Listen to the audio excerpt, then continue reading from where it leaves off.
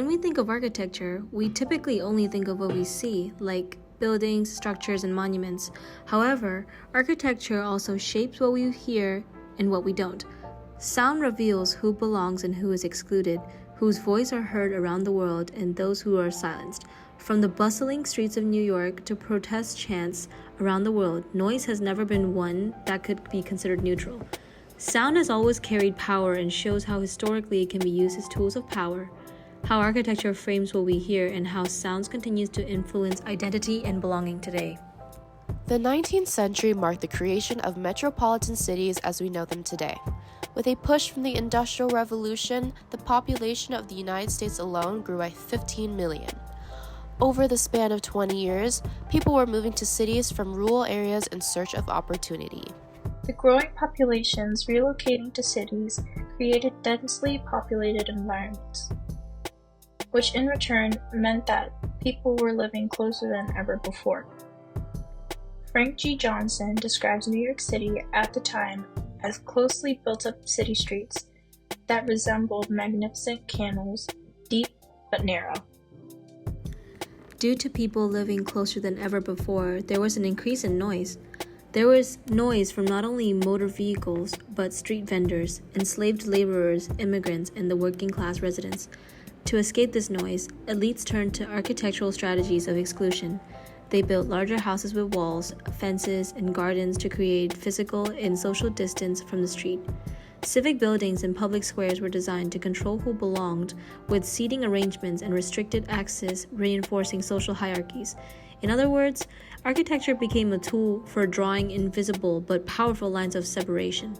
Upton observed that 19th century cities were engulfed with the ceaseless rush of the tide of life, where noise symbolized dissonance and disorder, blurring social boundaries.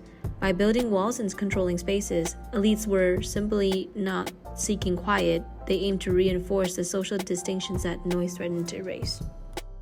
Architecture and urban design helped normalize segregation. Wide boulevards and promenades were created for the upper classes, while narrow alleys and crowded markets were left for the poor and for communities of color. Even before Jim Crow, the design of cities enforced who was seen and who was silenced. Architecture is often related with our five senses, primarily sight, but sound is just as crucial. Architecture can amplify, mute, or ease voices. Architecture shapes who is heard and who is silenced.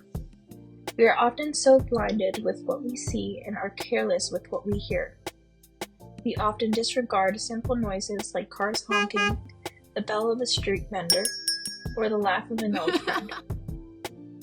Even though it is overlooked, architecture plays a key role in the way we perceive these sounds. For instance, the acoustics of a choir in a church influences the experience, like in St. Mark's Basilica, where the choir is placed in a loft to allow the voices to echo and blend, creating a deeper spiritual connection. Upton reminds us that sound is corporal, quite literally shaking our bodies with vibrations. This means that architecture doesn't just impact what we see, but also what we can tangibly feel. Churches and courtrooms struggled with noise bleeding across boundaries, demonstrating how architecture is constantly negotiating between desired harmony and disruptive gabble. In Stuart Hicks' short film, Surprising Ways Sound Shapes Our Environment, he emphasizes why noise is so significant in the way people and society interact with each other. People and music are connected through many forms such as hymns in a cathedral, dance music at small clubs, and stadiums for mass gatherings. And throughout history, people begin to use noise to shape their beliefs and lifestyles. These beliefs often arose via the influence of others. A great example of how these beliefs are spread is through Christine Lawson's The Human Microphone and Protest Sound Dimensions, where she talks about how often public speakers and protesters use their voices to influence others and spread their beliefs.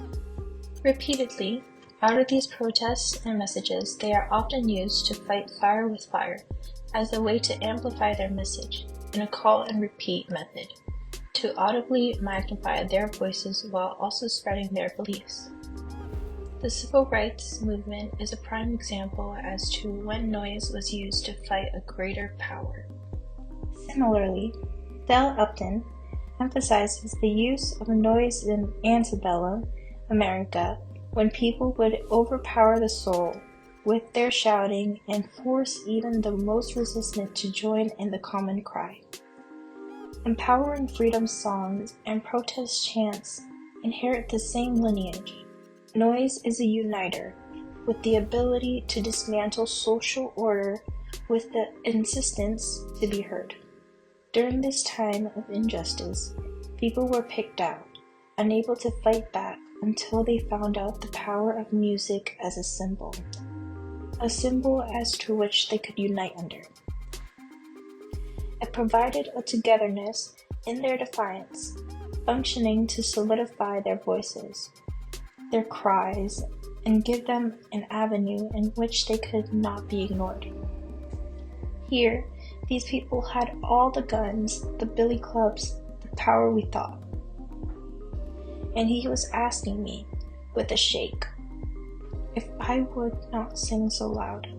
And it was that time that I really understood the power of our music.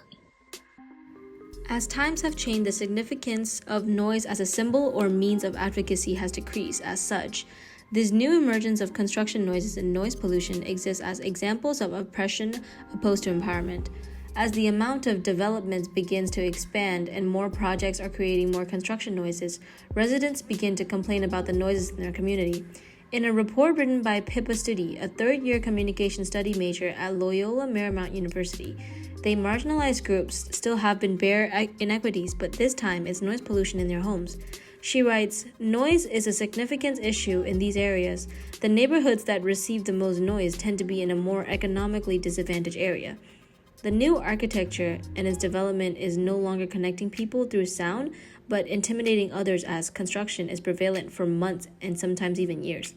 In some communities, it also becomes a sign of gentrification and displacement.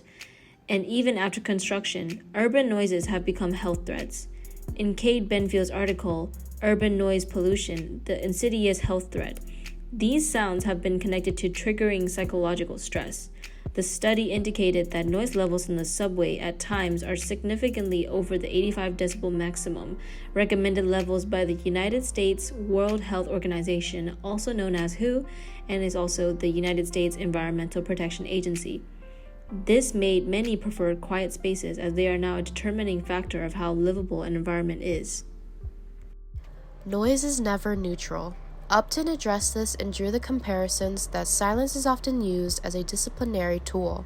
From Quaker meetings to school sessions to penitentiaries, silence is an expectation, rule, and common order.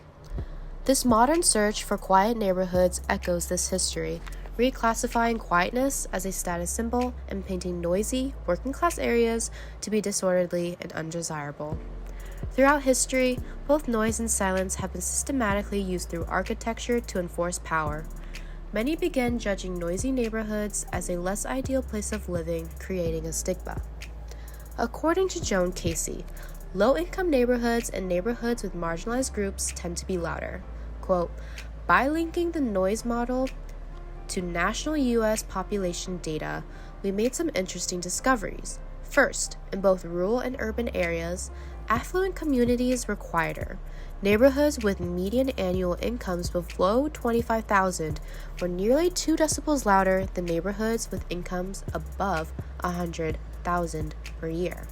And nationwide, communities with 75% Black residents had median nighttime noise levels of 46.3 decibels. That's about 4 decibels louder than communities with no Black residents, unquote. Who would want to live in a noisy community? However, like the civil rights movement, noise isn't always inherently disturbing. It's a form of cultural recognition. In other countries, like Havana, the sounds of street vendors, also known as pregón, have become a cultural symbol. According to the Cambridge Dictionary, it means a proclamation and a street vendor cry. While places in New York City use street vendors as noise, others view them as a representation of a hard-working community. In an article by the Street Vendors of New York, nearly all vendors are immigrants. who sees street vending as a long-term career. And like many other Americans, they hope to achieve their definition of success. And through their journey, noises are what shape their identity and connection to their environment. The sounds we live with, whether sacred choirs, protest chants, or a street vendor's calls, are more than background noise. They are markers of identity, memory, and belonging. If architecture is meant to hold our lives, then it must hold our sounds too, not only in what we see, but in what we hear.